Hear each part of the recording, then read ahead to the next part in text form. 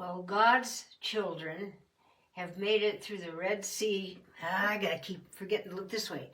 God's children have made it through the Red Sea safely. So they traveled and wandered farther out, following the pillar of fire by night and the cloud by day. And the cloud stopped, and the pillar of fire stopped, and they were at a place they saw a spring of water, and they were getting so thirsty. Oh, they were running out of they didn't have, years ago when I was a kid, we'd make several trips across the country with with my mom and dad. We had a thing on the front of our old Plymouth. That's how old I am. It was called a desert water bag. It was made out of canvas, had a rope on it, and you hang it over the radiator. That's how old I am. Well, these guys didn't even have that.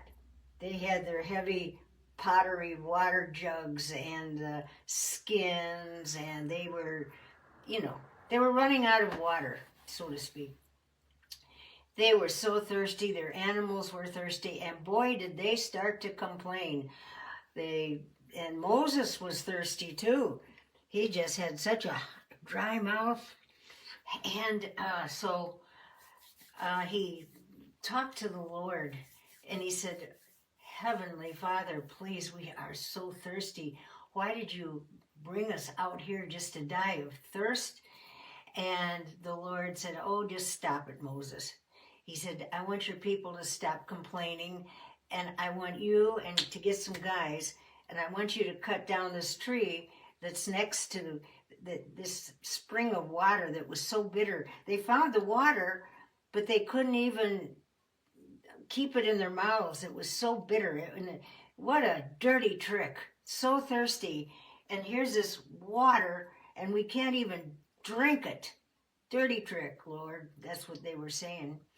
So Moses told the men to cut down a tree and throw it into the spring of water. It was like a big lake. And he threw it in the water, and immediately the water turned refreshing. It turned clear as a bell and sweet water, and it was cold. And there was enough for the whole Israelite nation to be able to fill up their desert water bags, put them on their radiators of their camels. But no, they filled up all of their vessels, all their pots, and everything with the water. And they were so refreshed. And then they were able to move on again. And the pillar of fire had to move out during the night. And the name of that place, it hadn't been named, but after that, Moses named it Mara, and it means bitterness, bitter water. It was not a good place, but the Lord changed it into something wonderful and good. And so now they're going to move on again. See you next time.